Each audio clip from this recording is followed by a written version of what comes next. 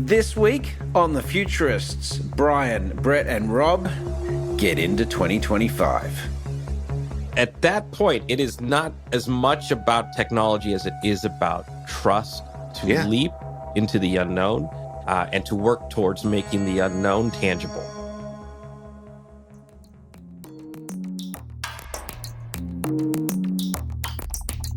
All right, welcome back to The Futurists. I am your host, Brett King, and joining me on this rare occasion for us all together, our other two co-hosts, Brian Solis. It's been a while since you've been on, Brian. Welcome back.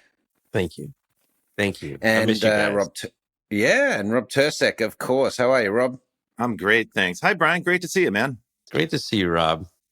You've been a busy guy. Everybody's been traveling. I was in Asia. Yeah. You guys are in Asia. Man, everybody's flying around the world.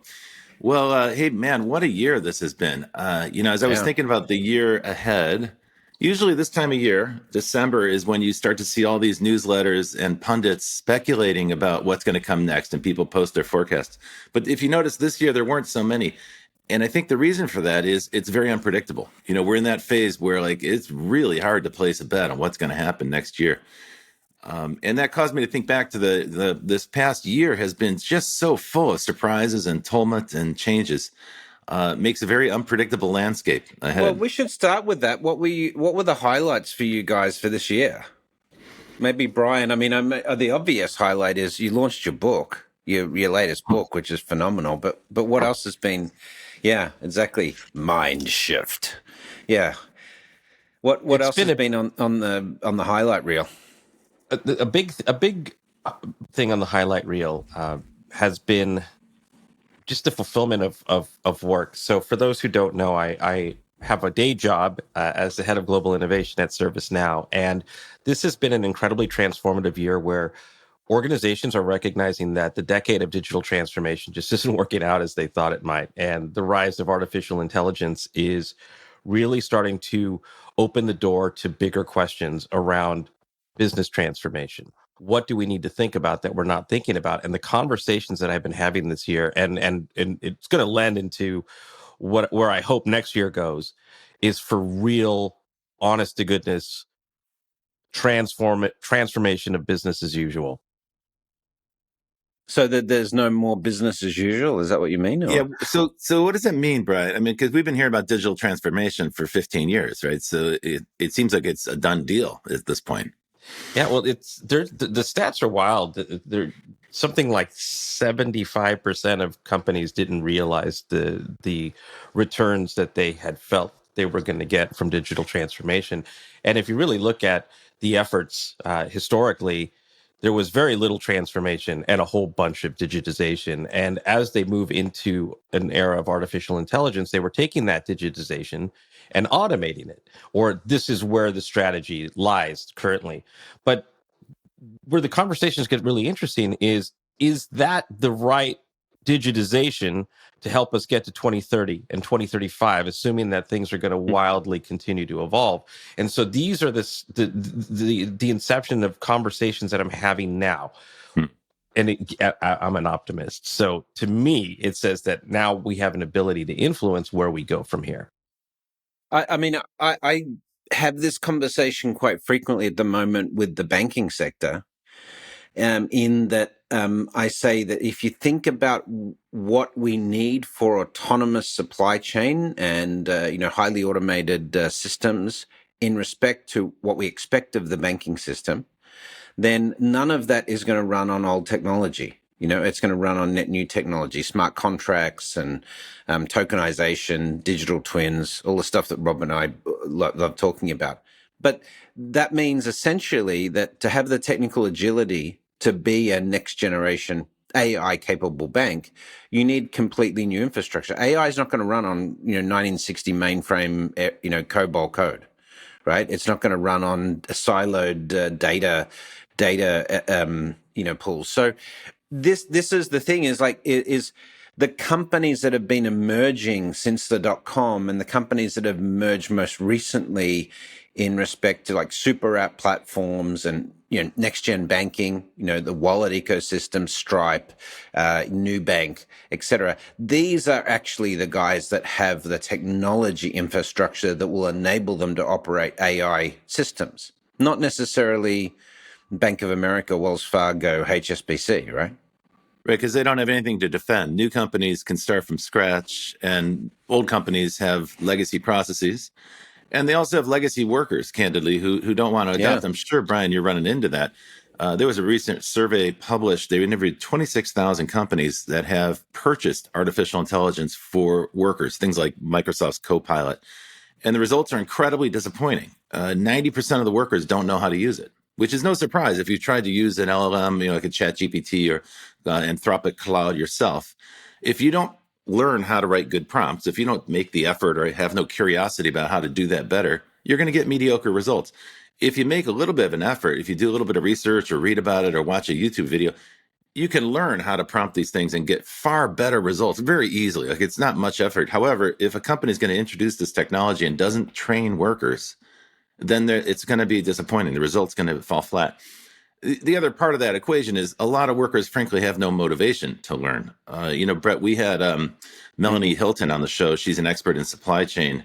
A couple months ago, I spoke to her about digitizing supply chain. It's been a discussion topic for 25 years. It's been very, very slow. There are still guys with hard hats walking around with clipboards at the dock, checking things in on paper, right? So that hasn't updated as rapidly as everyone had hoped. We talked about the strike too, right? That's what I was leading to. Yeah, you jumped the gun. Exactly where I'm heading is, the Longshoremen's Union in the United States is dead set against automation. During the pandemic, many Asian seaports upgraded. Their container ports now have at least semi-automated. In some cases, they're fully automated, but only a few. There are about 1,500 seaports in the world. Only a dozen or so have gone full automation. About 60 have some kind of automation, but still there's 1,300 that have none. In the United States, we have some big seaports, and they are among the least efficient seaports in the world. Yeah, so they've just done an agreement for 20 years to not automate, right? That's right. What the deal was, right? It's crazy. President Trump just tweeted yesterday that he met with the head of the Longshoremen's Union, and he's dead set against automation. And this is quite an interesting signal coming from a guy who's just been elected. Everybody thinks, this is going to be the era of automation and artificial intelligence. He was going to let all the tech companies run. Apparently not. He came out strongly against it yesterday, saying he supports the workers, he supports the union, which is kind of a reversal from what he ran on. But nevertheless, that's where he's at. It sends a signal. What a surprise. He's going to be opposed to automation. Well, it is true. I mean, this is what makes it hard to predict, right? Here's a guy who says one thing one day and the next day does something completely different. So it's very hard to rely on his words. But at any rate, you can see that there is a lot of entrenched interest in fighting the future. And Brian, I'm sure that's what you're encountering. Companies can make all the investments they want, but if the workers won't go for it, and if you don't incentivize them or train them, they're not going to take it. Absolutely, Robin. And to a comparison you made earlier, if we take the role of leadership throughout this, right? Workers can't go where they don't know to go. Yeah. And this is an era where we don't have conversations enough about how leadership needs to transform. And not to plug the book, but that's what Mindshift is about, is that anybody can be a leader now. We need by leaders now. Not to plug the book, but I'm going to. But let me plug the book. And just in case you're listening, the book is called Mindshift. It's by Brian Solis, the author of a number of excellent books. We strongly recommend. Here it is. But I got it with me on the road in Dubai, of course. Thank you, Brad, and thank you, Rob. The Copilot example. It's not delivering the returns because people are using it probably the way they use Google, with expected outcomes and results, to build a better sentence, to build a better presentation. But if leadership were to step in and say, look, that's one side of it. We can help you do what you did yesterday better today. But what if I could paint a picture for you that outlined how a human and machine collaboration, just in today's Copilot or today's generative AI, could help you accomplish something you didn't know you could do or didn't think was possible. And once we can have leadership down conversations like that to open people's minds, to incentivize them to move in this new direction, I hope that becomes intoxicating. I hope that becomes exciting. I hope it unlocks childlike wonder in all of us to be able to see what we couldn't do before, to put on an AI cape and help define new eras of applications, new eras of possibilities, bring up people from all over the place to define what a different future could look like. Let me read a quote from Brian's book actually on this. The distinction here is that mobile devices such as iPhone and Androids and popular apps are conditioning customers to act and think differently. This evolution is outpacing the customer experience most companies provide their customers. But it occurs to me that if you are using AI like ChatGPT, your view of the world takes that extra step of what's possible. And again, I've said that there's two types of people in the world today: those who are using AI to enhance their career or enhance their business, and those are going to be made redundant or replaced by the first category, right? And I think that it's your ability to imagine the world as a different place that puts you in a position to capitalize on automation and technology, really. Yeah. Let me throw one other idea in here, and this is a little bit orthogonal, but I think it's related. You both can relate to it. But Brett, you often speak about finance and the banking business. No doubt, they've been heavy users of AI for 30 years, right? When we scan a check, that's analytic AI. That's recognizing that signature. We've been doing that for a dozen years on our phones, and so it's not new for those industries to use artificial intelligence. But the way they've used it is more or less to automate existing functions. And I think the problem that most companies have, and the leadership problem that Brian's talking about, is to really apply artificial intelligence to an existing business, you have to rethink the entire process from the beginning all the way through and move AI to the center. Now, Brett, my perspective is from the entertainment industry. As you both know, I'm working on a startup company right now that puts AI in the motion picture business. We're generating films using AI. And our vision here is that it should be central to the process. We think it's a general purpose technology. In other words, it's not just something that's going to automate one piece or one part of the puzzle or one step in the supply chain. We think you have to integrate AI from the very beginning, from the original idea all the way through to the way you serve an ad to a viewer when they're watching a show on television. And that's happening very slowly because there's points of resistance in every single step in the process. So here in the U.S., I don't think we're going to see fully automated animation or films for probably several years because there's so many players in the supply chain or in the production process who are against it, who are opposed to it. And the leadership doesn't understand what it means to fully automate. So you also have nobody driving a vision. Like there isn't a clear vision of what that looks like. My thinking is you have to rethink it from scratch. The analogy I've been using is Henry Ford's automation system in factories. We had steam-powered factories in the 19th century, but with the advent of the electric engine, you could rethink the layout of a factory. And factories used to be tall and vertical and narrow, like those buildings in downtown New York and Soho. Under Henry Ford, they started to become horizontal buildings because you could put the electric motors and all the machines in different places, put them near where the workers were, and automate the way the parts move through the factory. That was a complete rethink of what a factory was, all the way to like rethinking the architecture of the building. And I think that's a great metaphor. Yeah, that's a great metaphor for how you have to approach AI. You have to rethink the entire business process from the very beginning, every step of the way through. How do I put AI at the center of each job function at each stage of the process? Now, that requires leadership that understands all those business processes. Yes. And I noticed that also understands instinctively AI, right?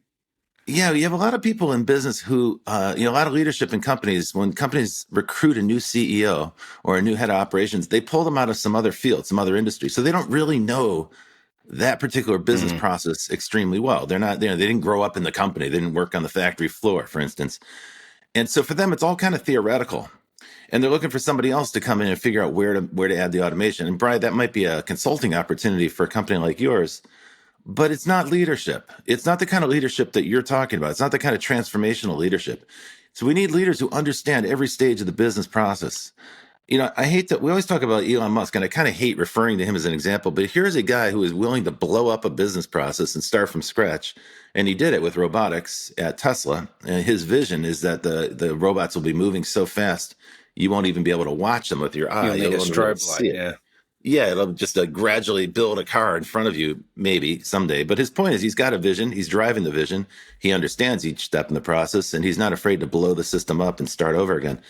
Most other companies are reluctant to do that, and then they've got labor problems and leadership problems that prevent them from doing it. I just want to pay you a massive compliment, Rob. I found myself here over the last few minutes switching from co-host to audience. Oh gosh, the way that you what is this? This is log rolling. Gosh, the way that you just explained that is probably the cleanest I've ever heard it. And that you just inspired me to take a bunch of notes, because that's the conversation I'm having every single day. And the Henry Ford building metaphor, I'll borrow it and credit you, but that is exactly right. And so if you go back to the Donald Rumsfeld quote that you don't know what you don't know, this is why leadership is not moving in this direction, because they don't know to. And just psychologically, when we don't know what to do, we lean on what we do know.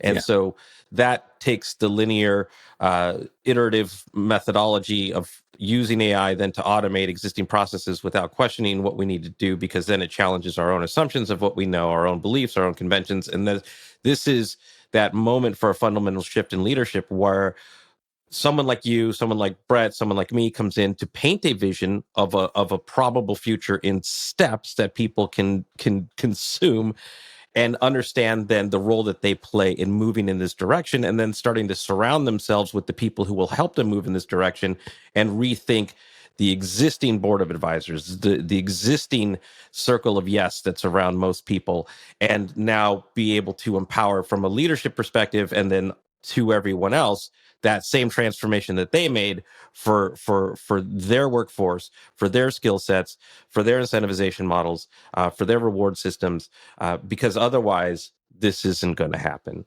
And if it does, it's going to be very slow. And what we're going to give rise to is essentially the equivalent of the Amazon in 1994, the Netflix in 99, and every evolution that they've made since then, and Uber in 2007, and it's therefore they're on, right? We'll have our AI first companies that'll just come in and move at the speed of robots. It has to happen, right? Because the way we're portraying it right now, you can see how difficult it is for an existing large scale manufacturer to make this transformation. I frankly doubt the leadership's going to come from within. I don't think the leadership has a deep enough understanding of their current process or AI's capabilities. Typically, what's a corporation going to do? They're going to hire McKinsey. They're going to hire PwC. They're going to hire Accenture to come in, do a survey, do a study, interview the leading executives, compile a report, and drop this big report on the CEO's desk. And what is the purpose of that report? Why do they spend those millions of dollars? It's to give the CEO plausible deniability so he doesn't get fired by his board of directors for taking no action. I mean, honestly, this is not the solution. If anything, if those companies are successful, they're going to sell a huge, complicated piece of custom software to that company, but they're not really going to affect the kind of transformation that you're talking about, Brian. It's not going to happen that way. But this is where things are starting to reshape on the global map of supply chain. You know, like GM just announced a $5 billion write-off in China, right? Because their approach is basically failing. At the same time, you've got Chinese auto manufacturers. For example, Xpeng and Geely.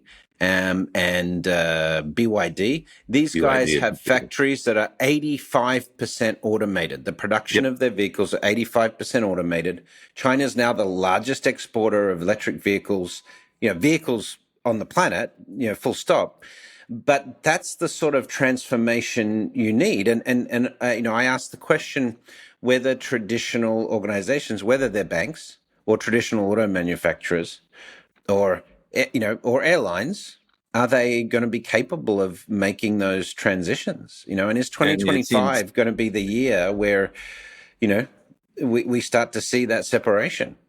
I'd say almost certainly not if you're looking at legacy companies. And I think what you just pointed out illustrates the point that it has to be a new company that starts from scratch that says, okay, we have no legacy process. We have no legacy workers who are going to stop us. We're going to build the company from the ground up. And by the way, and healthcare, right? We'd have to do that with healthcare as well, right? Which is how do you do that? Started on healthcare. Don't even get me. Do you want to go there? Because we can. I mean, we can, but we need to have a quick break, don't we? So let's. That was abrupt. Yes, sure. Okay. All right, my bad. No, but I didn't want to get into it. And then, good. Do the break. All right, let's go to break. You're listening to The Futurist. We'll be right back after these words from our sponsors. Provoke Media is proud to sponsor, produce, and support the Futurist podcast. Provoke.fm is a global podcast network and content creation company with the world's leading fintech podcast and radio show, Breaking Banks. And of course, its spin-off podcast, Breaking Banks Europe, Breaking Banks Asia Pacific. But we also produce the official Finovate podcast, Tech on Reg, and Emerge Everywhere, the podcast of the Financial Health Network. For information about all our podcasts, go to provoke.fm or check out Breaking Banks, the world's #1 fintech podcast and radio show. Welcome back to the Futurists, where we are exploring 2025 and all of its predictable uncertainty that it brings. Now, Rob, Brett, I'm going to just say one word, see where it takes us. Healthcare. Oh my gosh. Well, so look, first off, let's point to the elephant in the room. The assassination of the CEO of United Healthcare was a really gruesome episode, and there's a lot of sort of a macabre reaction in social media where people were celebrating it, right? So let's note that, and I certainly think it's not cool to kill people. Like, this is definitely not something we want to celebrate. But what a lot of people have pointed out is that there is a tremendous pent-up feeling from people that they're not being served by the current healthcare system, that there are real problems. And I think that's undeniably true. United Healthcare famously, it's come out now, denies 32% of the claims that are submitted. So people are paying for healthcare. It's expensive in the United States. We know that. And they're not really getting the service they need. And when they find out that they're not getting coverage is usually when they need it the most, when they have like an urgent care problem. In some cases, we've heard horror stories where people are on the operating table and United Healthcare says, we're not going to authorize that procedure. But the other issue is that the healthcare system in the United States is completely obscure. You don't know the price of any procedure. If you go to a hospital and ask them for something, you have no idea what it's going to cost, because the fact is there's a dozen different prices depending on what kind of healthcare you have and what kind of deal they've cut. So people are starting to look now at the Obamacare Act, which was an attempt to reform healthcare. And they're seeing that one of the results of it is these gigantic corporations have emerged. These sort of conglomerates have emerged that are buying every step in the healthcare system, every different business in the healthcare system. They're starting to merge them together, and we're creating these behemoths.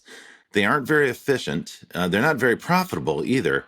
They have a bloated overhead, bloated administrative cost. And so what we've created are these colossal private bureaucracies that tax American workers. And they don't really deliver very good service, as we all know. The healthcare outcomes haven't improved significantly. So there's a lot of focus on this.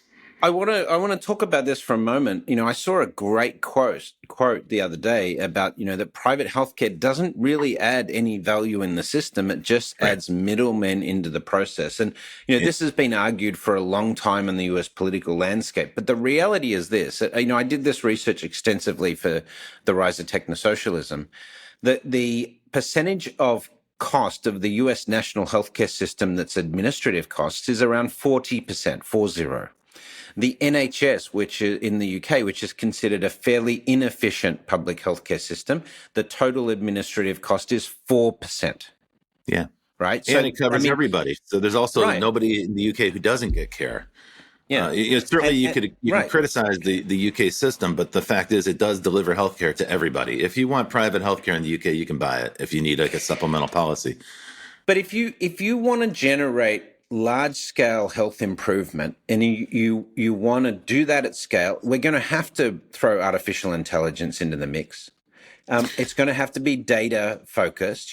Diagnostics are incredibly important, particularly when we have things like oncology, cancer diagnosis. Early detection and proper diagnosis are really critical, and we get that often wrong in the healthcare system. But this would require us dismantling the private healthcare system in the US. So I'm not sure that we're going to see next generation healthcare emerging in the United States. Brian, what do you think? No, I think you're right about that. Yeah, go, Brian.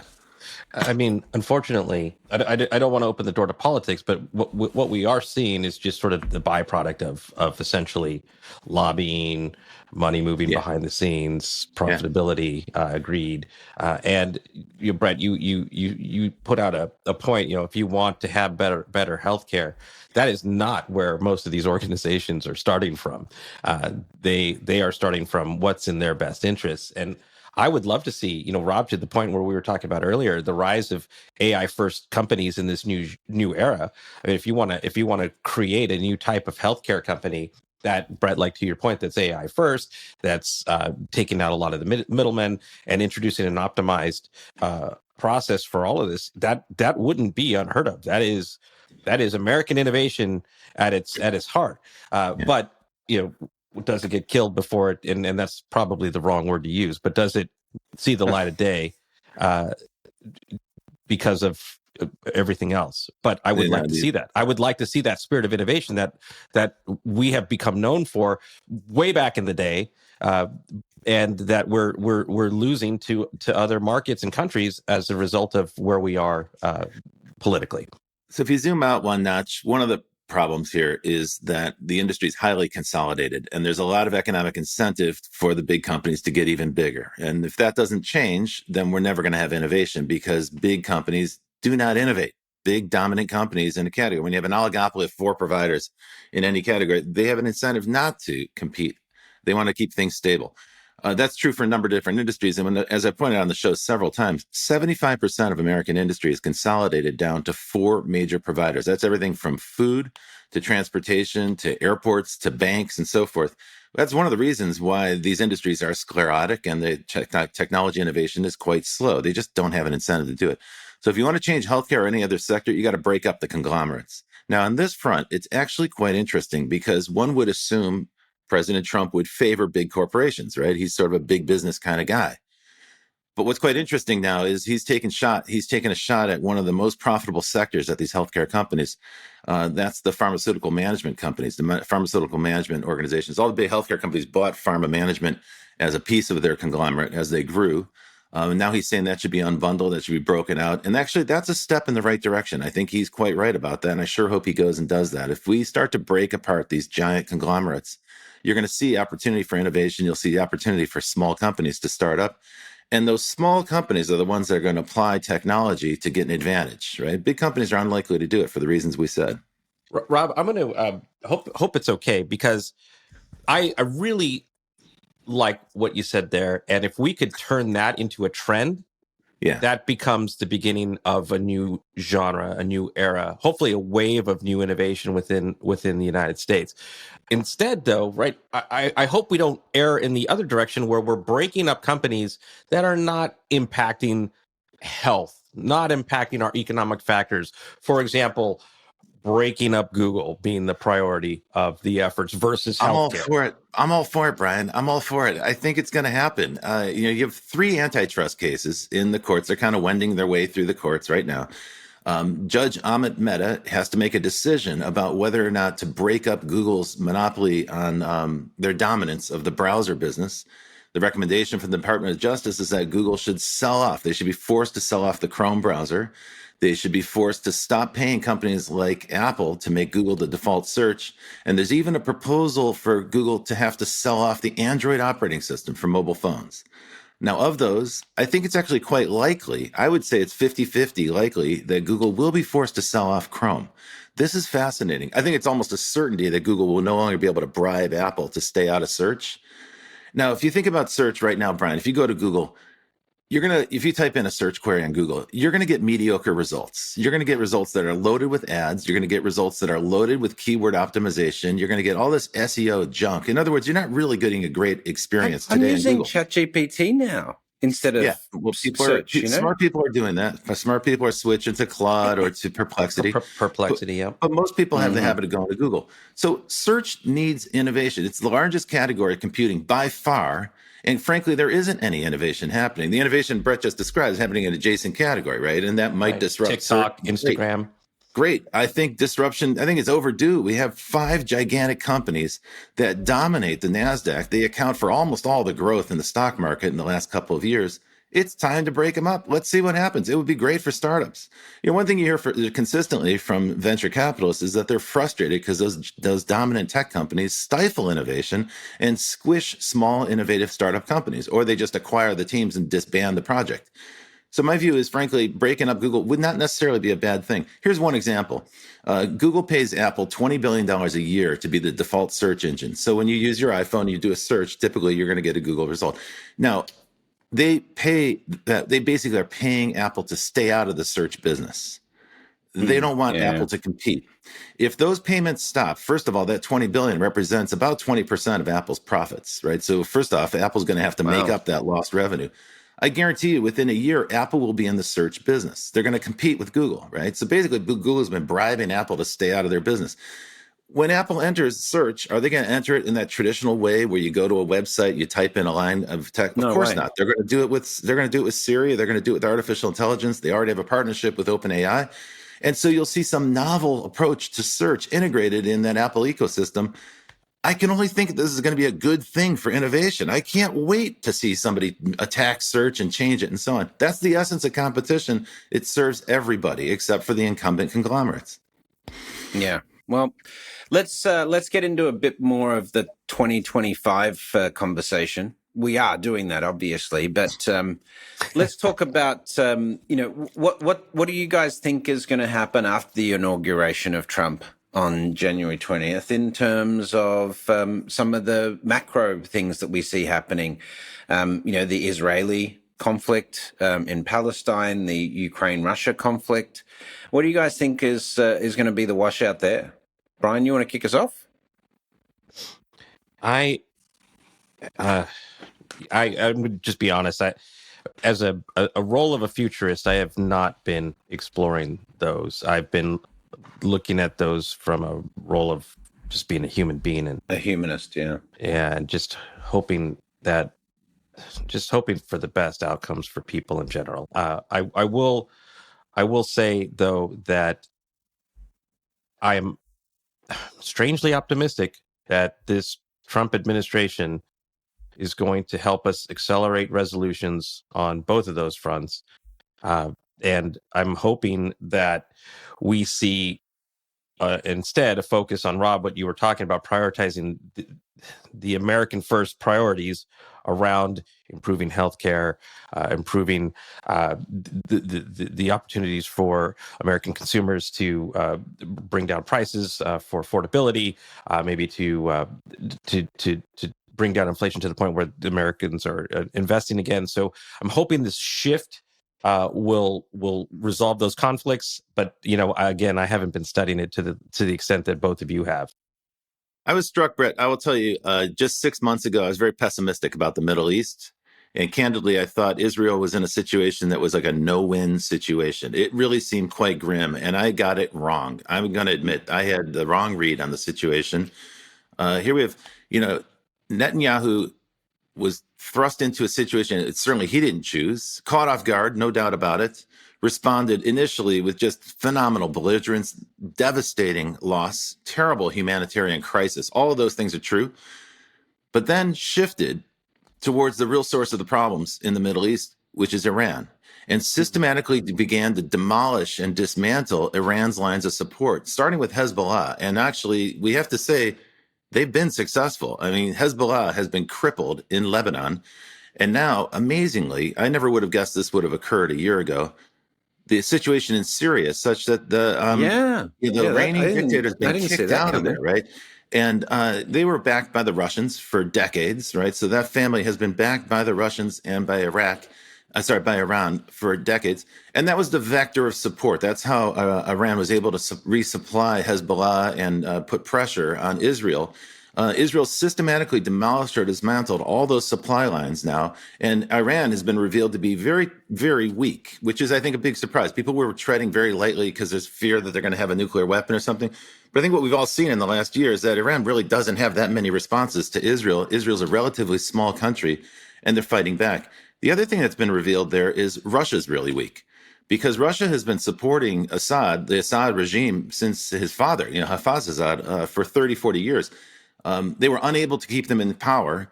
And just in a matter of months, that regime's been kicked out, and the Russians are so understressed right now, or they're so overstressed, I should say, in the Ukraine, and their supplies are so absorbed in that Ukraine conflict. They're running on empty, and they're unable to resupply Syria. Of course, Syria was the linchpin to Russia's plans to expand into Congo and into North Africa.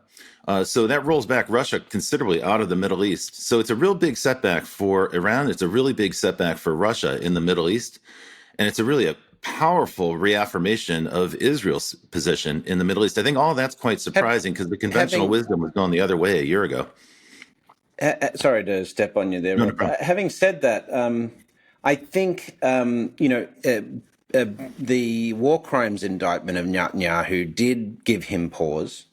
And I think that's part of the reason we seem to be closer to a resolution, as well as, as you say, Hezbollah's, situation. But I think at some point he just said, we're in it to win it. Like he knew he was going to be vilified, and exactly. People are horrified. And he just wanted to be done. Yeah. Yeah. So at this point, he's like, I got nothing to lose. I'm already considered a villain. I'm going to just go for it and clean up the job. But he has literally dismantled Iran's position in the surrounding nations. Yeah. It's quite amazing. But again, I will say that that's a bit of a U.S.-centric view. Of course. And there's plenty of people who would argue against me and point out that there has been tremendous. I want to give you a slightly different perception. Brian is heading to Riyadh on Monday. I'm in Dubai right now.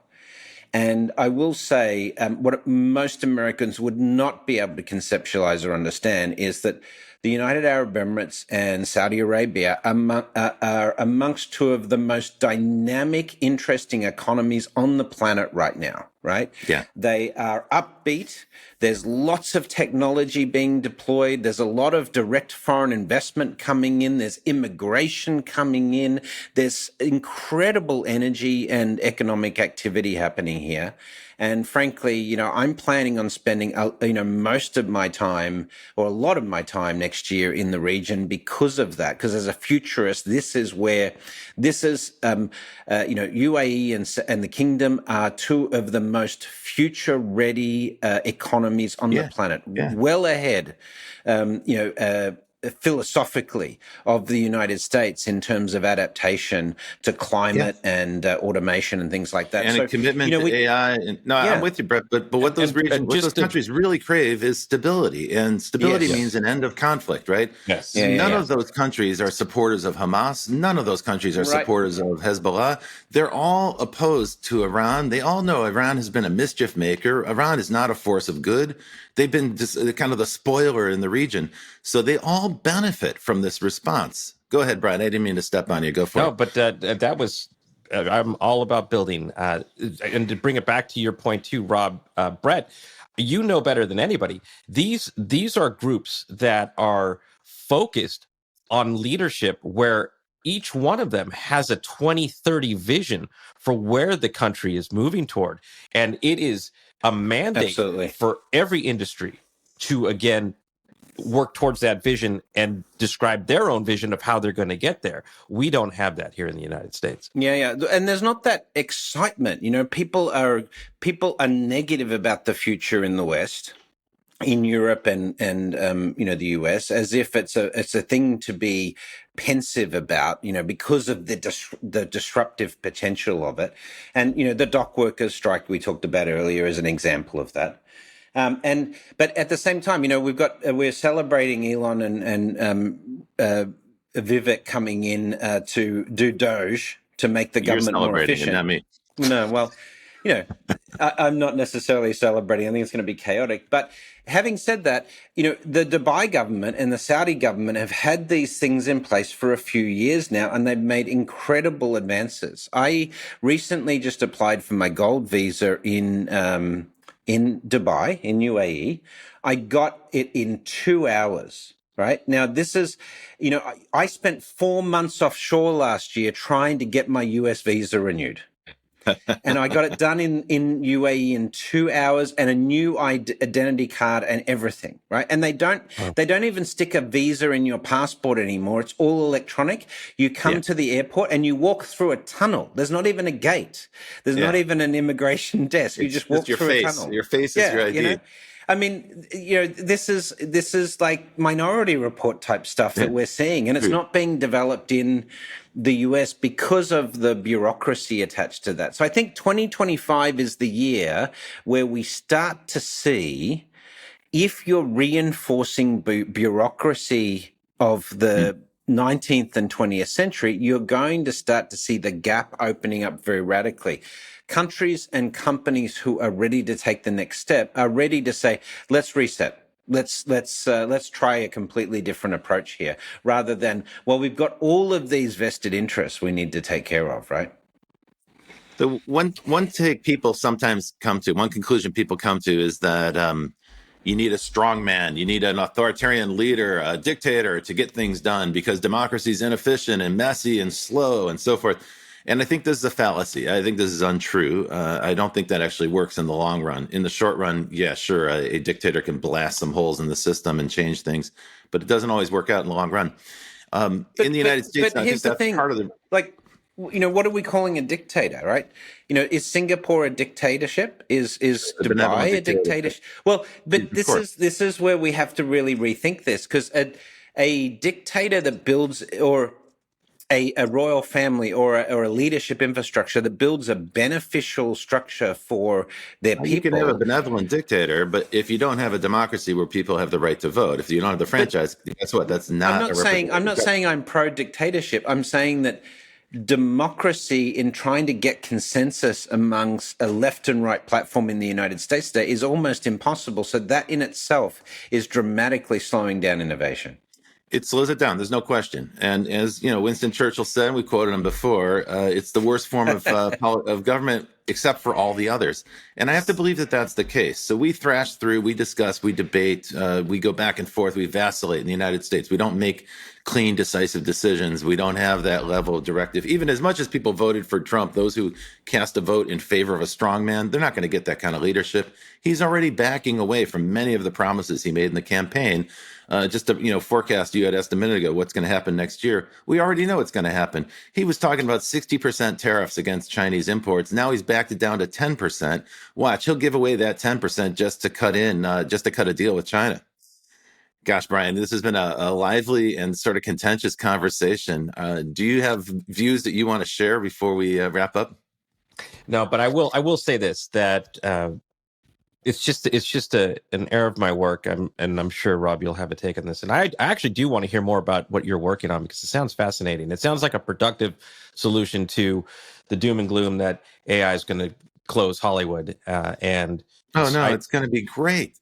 I see it as a renaissance. The doom and gloom scenario is the one that always mystifies me. It's like I look at this stuff, I'm like, wow, we have so much possibility ahead, so many new opportunities. And it's true for every industry, every opportunity. And I'll say the area where I'm focusing on 2025.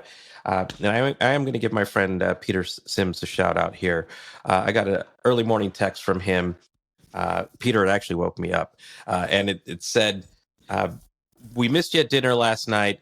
We had 14 of the greatest tech leaders in Silicon Valley, all debating what is an AI agent and what is an agentic enterprise." What's the answer? What was the conclusion? They didn't actually come to a conclusion. Only though that. He sent that text to me because I've been sharing with him my 2025 is all about answering this question. And the conversation that we had, into your Henry Ford metaphor, is that I believe 2025 is going to be the year, not of the transformation, but of the conversations about what do we do with the right leaders, so that those organizations, those legacy organizations, are starting to make at least some type of effort, some type of strides towards understanding the potentiality of the shift from AI automation, AI agents, to an agentic enterprise, of reimagining processes, reimagining operations, reimagining work, and most importantly, reimagining outcomes. Because with all of that comes that 2030 vision that we were talking about, that we can then work towards as a leadership, as an organization, as a workforce. So that's where my work is going for 2025. Cool. On that topic of agents, it's a lively discussion, right? And I think you're right. It's an undefined term. What is agentic AI? My definition is very simple. You're using an AI agent when you decide to relinquish decision-making control to the AI. So when your AI agent books an airplane ticket for you and uses your credit card to pay for it without you managing that process, that's an agent, right? You've given up control. You've relinquished control to the agent, and it makes a decision on your behalf. And that's going to test everybody's ability to delegate. It's also going to test our trust, right? Because some of these things are not going to work. So we're going to have some bad experiences. I mean, that's certainly going to be the case, right?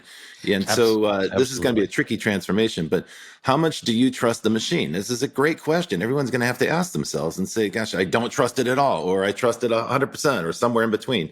We're all going to go through that process in the next year. The organizations that learn how to develop that trust and are able to deploy reliable, predictable AI, those organizations are going to have a decided advantage because they'll move much faster. People will be free to make other decisions and focus on other creative work. The organizations that don't, they're going to be held back. They will not have that capability.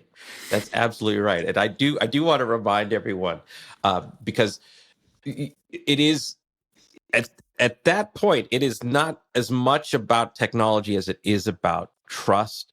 To leap into the unknown and to work towards making the unknown tangible. And I'd just like to remind everybody of that very famous 1979 IBM quote, which is, a computer can never be held accountable.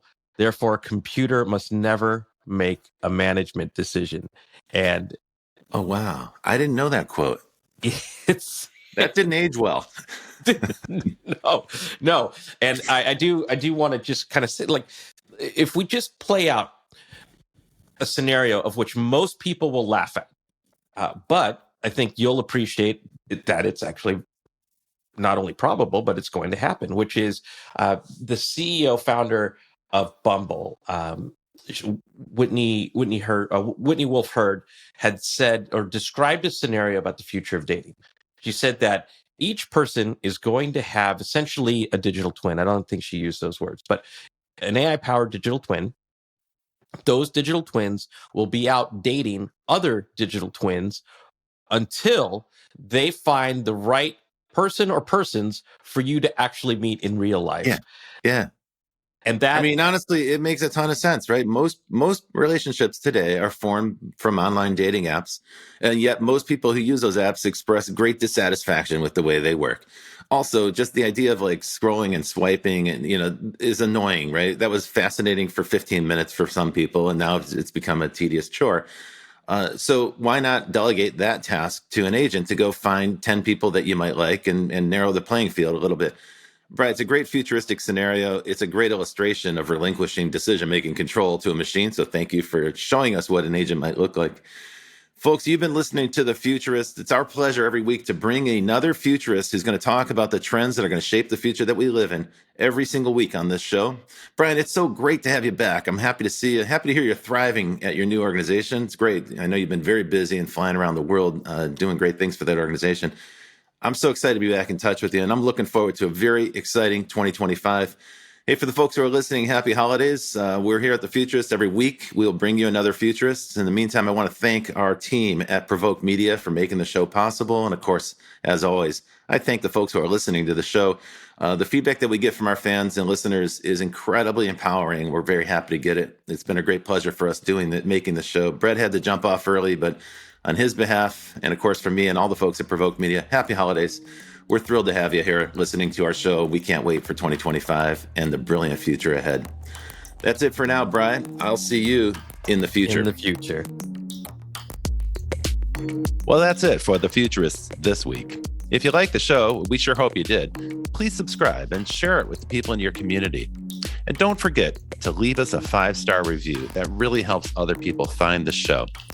And you can ping us anytime on Instagram and Twitter at Futurist Podcast for the folks that you'd like to see on the show or the questions that you'd like us to ask. Thanks for joining. And as always, we'll see you in the future.